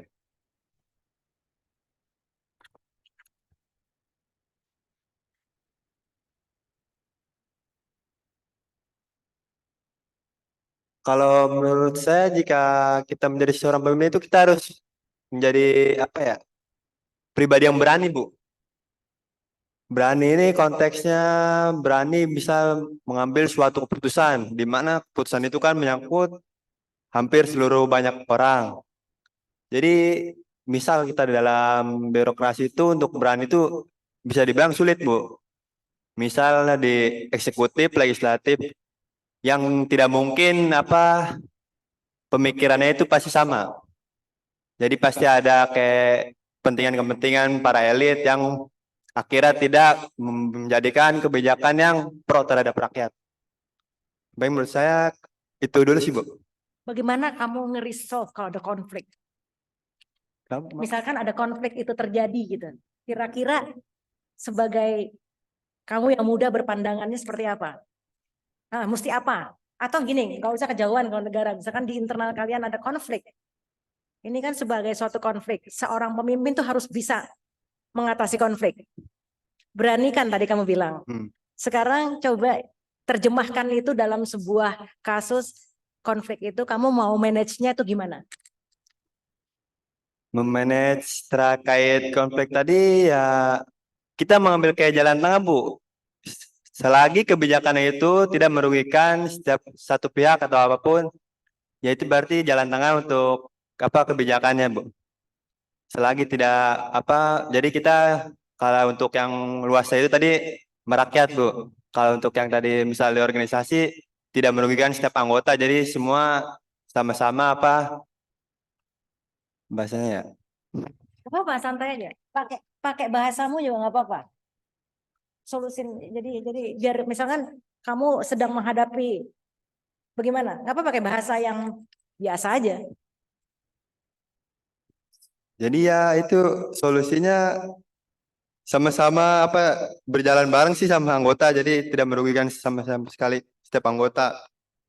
Situation ya jadinya ya seperti itu ya. Ya berarti saling. Kalau nggak bisa, banyak tuh. Iya, pasti ada yang Iya. Gak apa-apa. Kalau itu dianggap tidak populis tidak apa-apa. Tapi jika kan saya tadi posisi sebagai pemimpin ya, saya menjelaskan selagi itu kebaikan untuk kebersamaan, apa yang tidak. Makanya itu yang tadi saya bilang harus berani. Tangan dulu dong, jadinya dia berani. Berarti Bill ini berani mengambil resiko sebagai seorang pemimpin. Ya tepuk tangan lagi deh biar semangat. Ada lagi? Oh ya, Mas yang di belakang juga. Ibu dan Mas siapa? Silakan mungkin ada poin dari mana, Mas?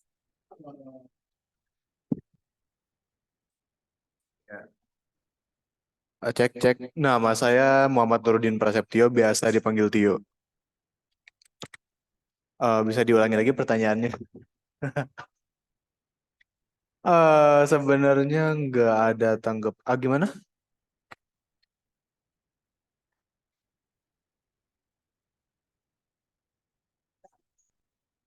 Pasti konflik dong.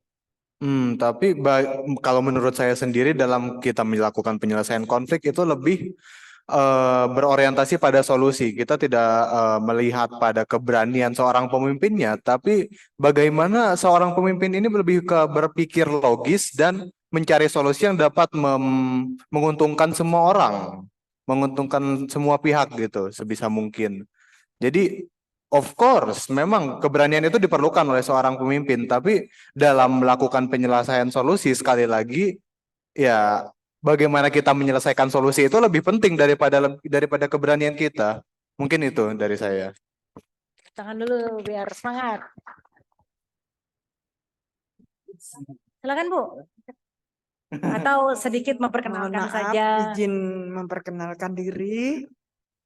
Saya dari Lemhanas, ya, Gaudensia Diana, tapi cukup dipanggil Bunda. Jadi kalau ke Lemhanas cari Bunda, udah ketemu. Ya, saya sangat tertarik dengan acara ini, maka beberapa hari yang lalu saya langsung mendaftar. Ya, namun tadi mohon maaf karena kami ada rapat, lalu nggak bisa berangkat.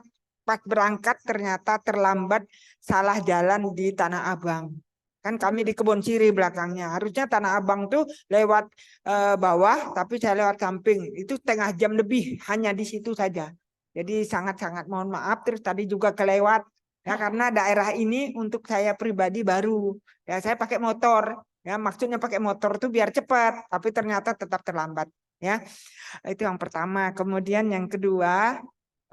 Saya mendengar 3 pembicara sebelumnya dan lebih-lebih yang di samping tentang kepemimpinan. Ya, kepemimpinan ini memang amat menarik ya, terutama untuk kaum muda karena ke depan mau tak mau negara kita tercinta ini pasti dipimpin oleh anak-anak muda yang berada di sini ya. Apapun sektor yang dia pilih ya, pekerjaan maupun peran apa, tapi kepemimpinan itu pasti akan dominan. Kenapa? Karena ini kalau dikaitkan dengan media sosial, tadi disebut media sosial, pengaruh medsos itu amat luas banget ya. Satu saja viral, bisa se-Indonesia terpengaruh. Nah, padahal yang viral ini masih perlu dicek and recheck lagi dampaknya ya, positif atau negatif. Ya, membawa mental seseorang menjadi kuat, lemah, atau bahkan mungkin mempengaruhi orang lain tapi ke arah yang kurang baik. Tapi di satu sisi bisa sangat baik. Maka kegiatan-kegiatan seperti ini di mana memberdayakan medsos untuk menciptakannya. Artinya dari tidak ada kepemimpinan anak muda menjadi ada, itu sangat baik dan saya mengapresiasinya. Ya, maka terima kasih, tapi tetap mohon maaf karena jadi terlambat sekali. Selamat sore. Iya, terima kasih Bunda. Kita tepuk tangan Bunda yang sudah jauh-jauh, tapi semangatnya masih luar biasa. Tuh, terima kasih.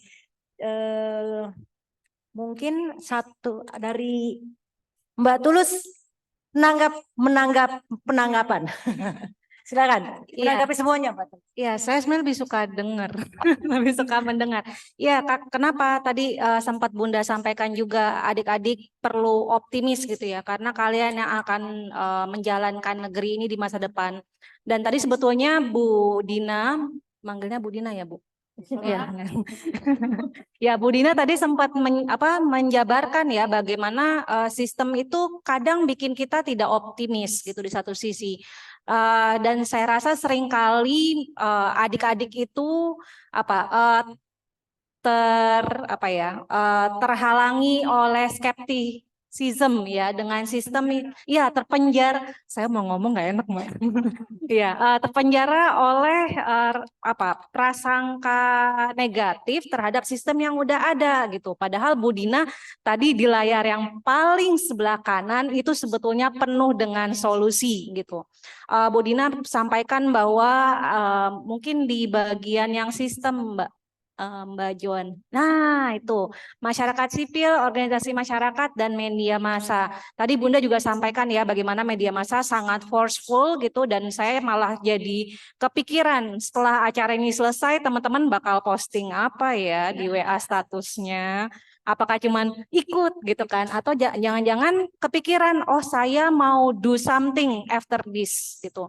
Sebagai apa? Sebagai mahasiswa misalnya seperti itu ya. Ada yang mungkin dari ISAFIS punya kumpulan sendiri, ada yang mungkin dari Hima kan, ya punya kumpulan sendiri, atau ya ada yang mungkin ya tadi yang dibilang Bu Dina individual gitu ya. Nah, justru yang paling penting adalah menurut saya kita mengingat gitu ya, kepemimpinan itu mulai dari tadi yang saya awal sampaikan dan disampaikan juga oleh penanggap dan moderator, itu mulai dari diri sendiri.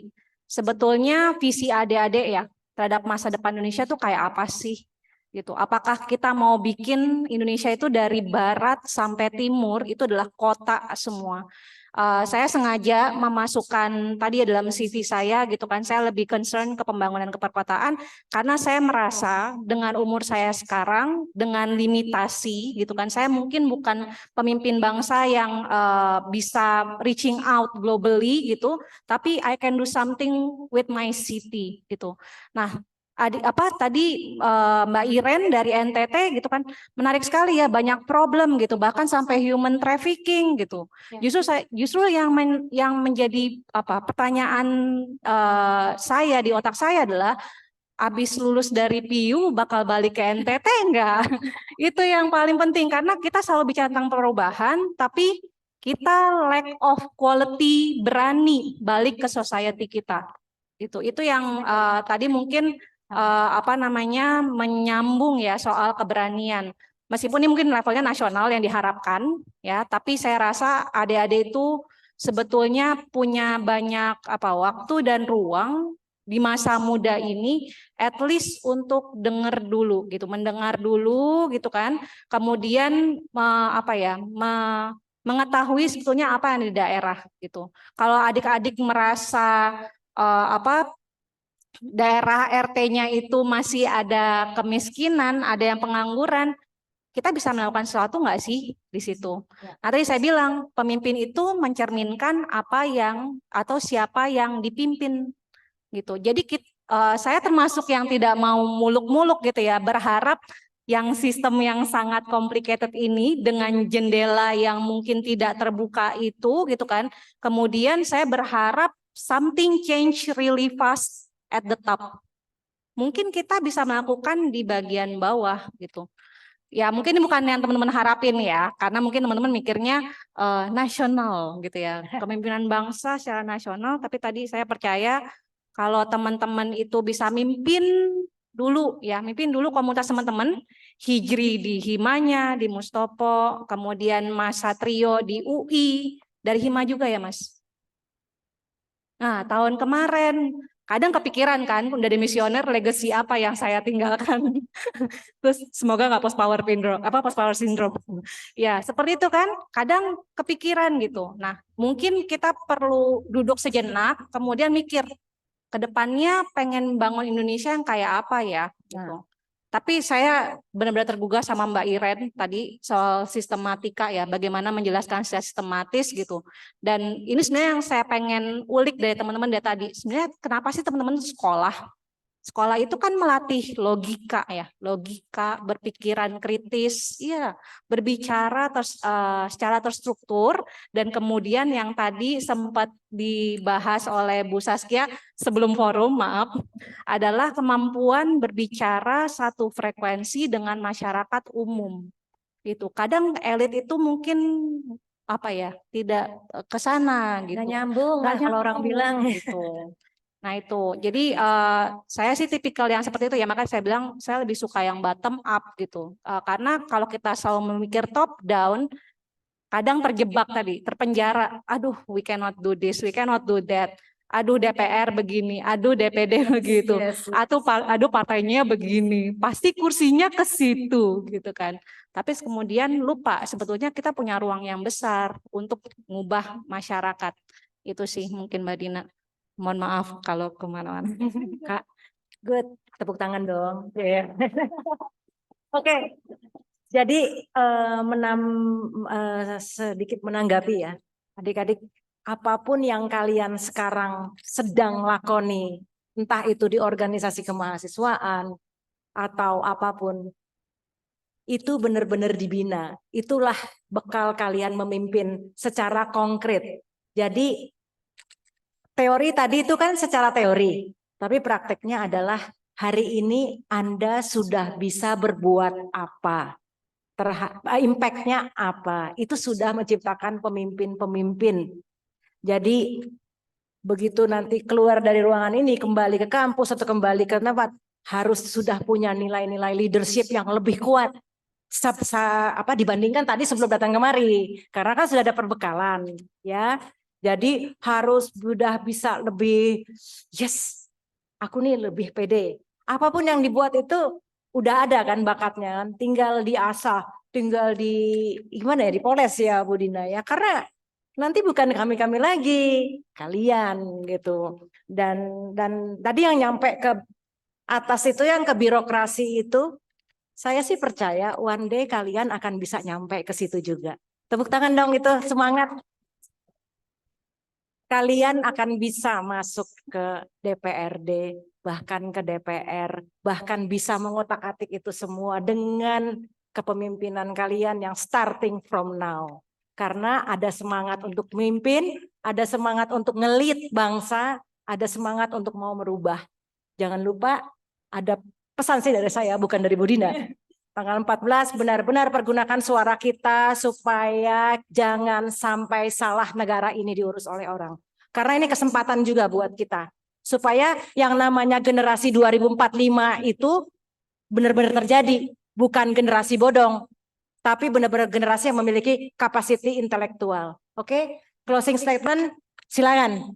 Oke, teman-teman, tadi saya memulai dengan baru dua kata kunci. Pertama saya bilang, seorang pemimpin harus punya followers. Dan mencari followers itu adalah dengan mengenal orang-orang yang menjadi pimpinannya, yang dipimpin ya. Yang kedua, dia harus bisa mengatasi sistem. Pertama-tama mengenal dulu dong, jangan sampai kamu jadi pemain baru, terus tiba-tiba bengong di tengah-tengah kan. Kamu harus sudah tahu. Minimal kamu sudah bisa membayangkan, saya berdiri di sini karena saya mau menyelesaikan sisi sebelah sini lebih banyak. Clear.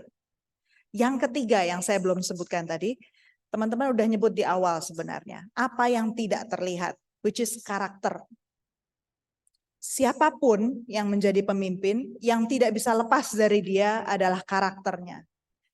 Karakter itu contohnya apa? Joan, slide yang terakhir ya. Yang tidak nampak itu. Satu misalnya, ada orang yang punya kecenderungan memang untuk mengubah. Ada loh, orang yang memang kalau di tempat yang susah, dia pasti dipercaya. Tempat banyak korupsi dia yang ditaruh. Di tempat yang buntu dia pasti diturunkan. Tapi ada orang yang memang tugasnya untuk meneruskan. Bukan untuk mengubah, tapi untuk menjalankan saja, lanjut. Itu juga pemimpin. Ada, karena melanjutkan itu bukan tugas gampang juga. Dia kan harus jaga ya supaya tanaman itu tumbuh terus. Berarti dia harus tahu dong rumusnya supaya continue. Jadi ada orang-orang yang, ini kalau dalam studi politik ada sendiri tuh, pemimpin yang transformatif.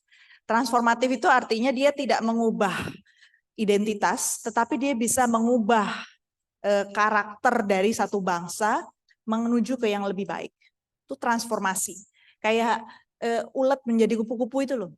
Esensinya kan dia tetap entitas yang sama, tapi dia berubah totally menjadi sesuatu yang dari cuman bisa diem aja sampai dia bisa terbang.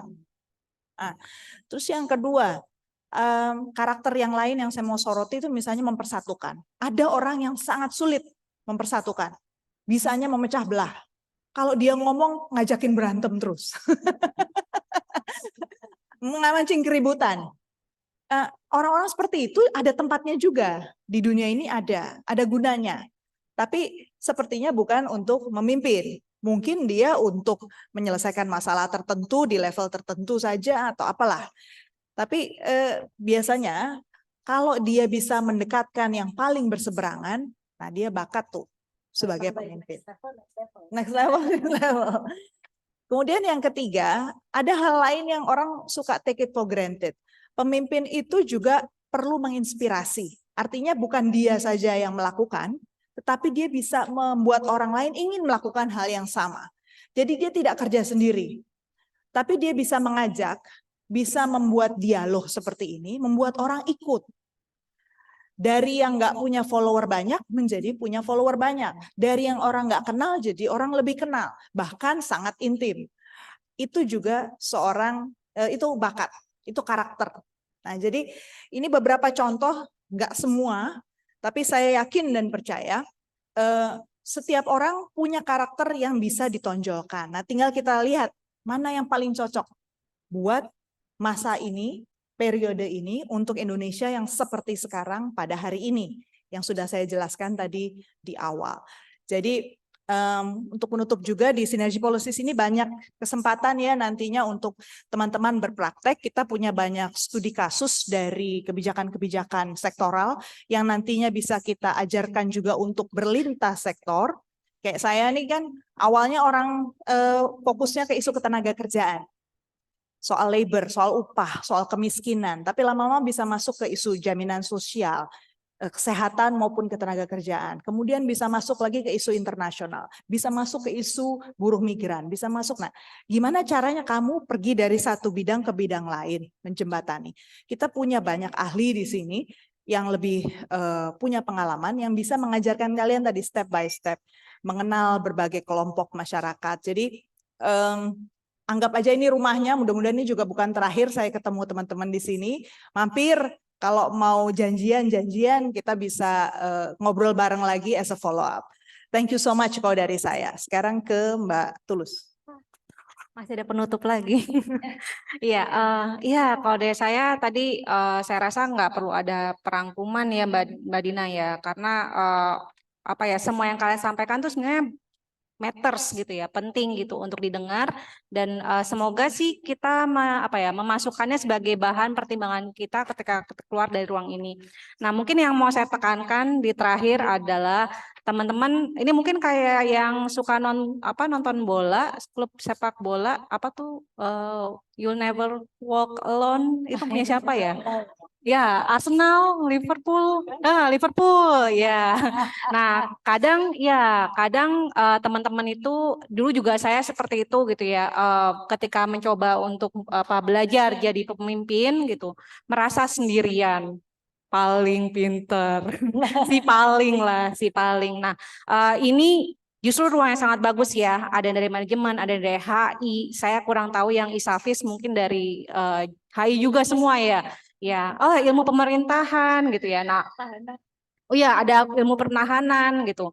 Saya juga akhirnya belajar hukum laut juga Mbak belakangan.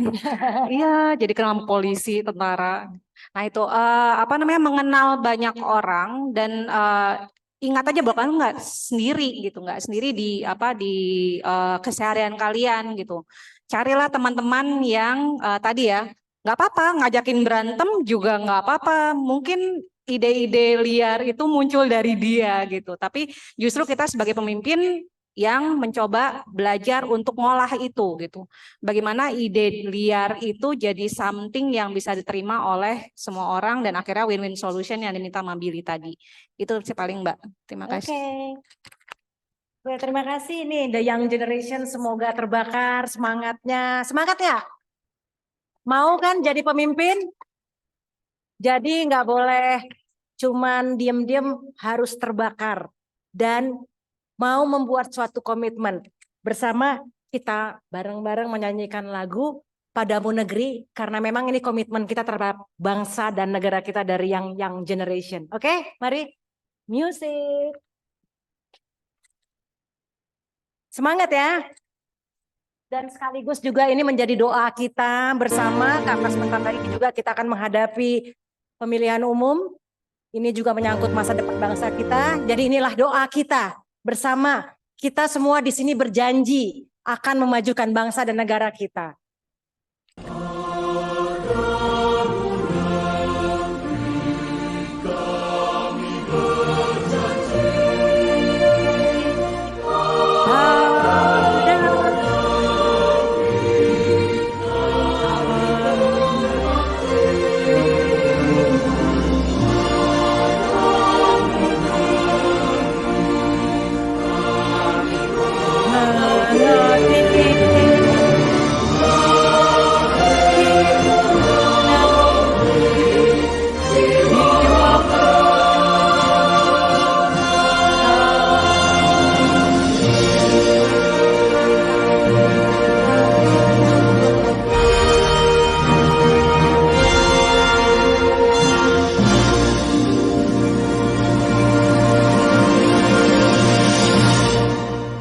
Terima kasih.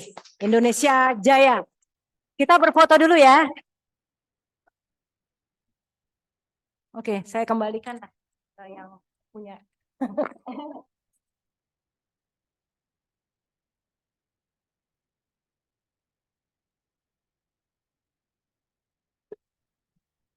Tes. Oke. Baik, terima kasih. Tes.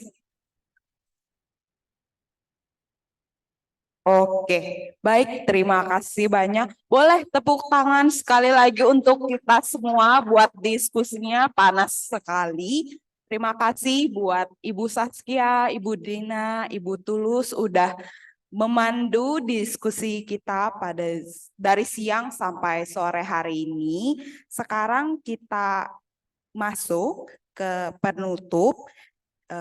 Kita harap dari diskusi ini terdapat pergumulan gitu di hati teman-teman. Pergumulan ini jangan cuman sampai di diskusi hari ini aja, tapi harus keluar, harus dibagiin sama teman, sama keluarga, sama komunitas masing-masing. Jadi pergumulannya harus dibagi-bagi.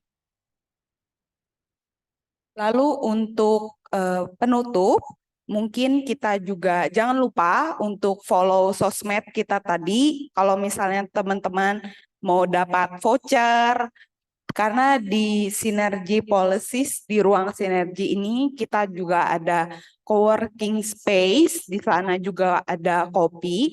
Jadi kalau misalnya teman-teman mau dapat voucher diskon, boleh harus follow ke sosmednya kita.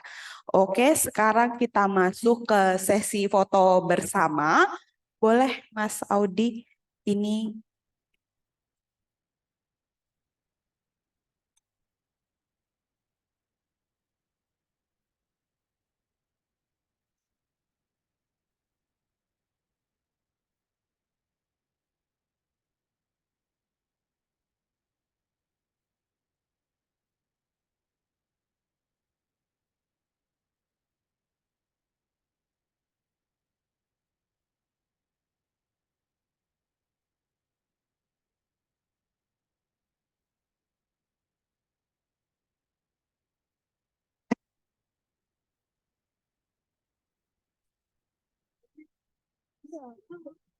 dari foto tuh bagus gitu. Ada foto-fotonya. Iya, ada buku-bukunya.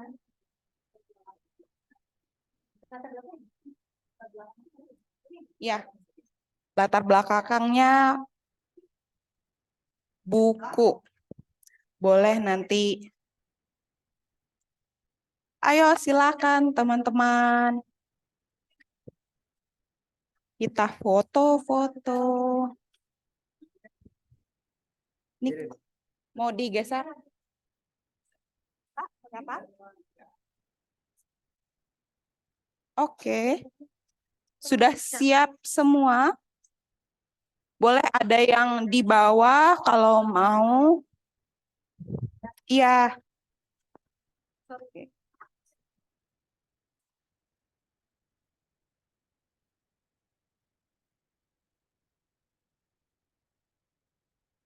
Nggak dapat lurus.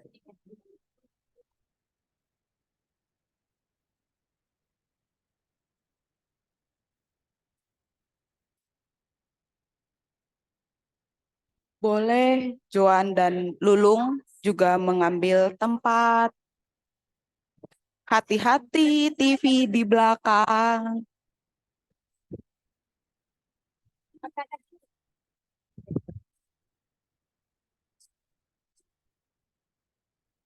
Yang di Zoom kelihatan nggak? Oh ya, nggak apa-apa. Oke, Mas Audi, udah.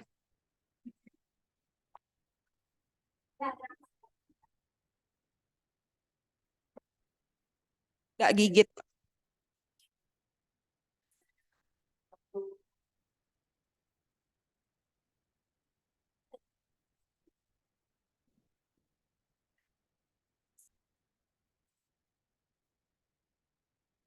Alat sinerginya gini. Gini, gini. Oh, gini.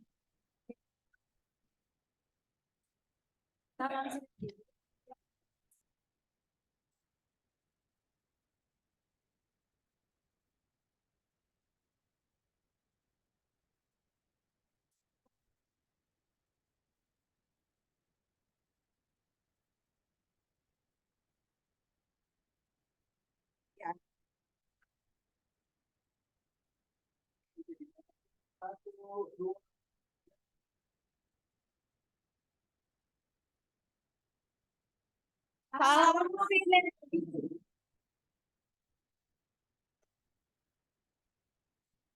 Apa? Baik, terima kasih banyak semuanya. Terima kasih. Di belakang ada snack, jangan lupa diambil. Boleh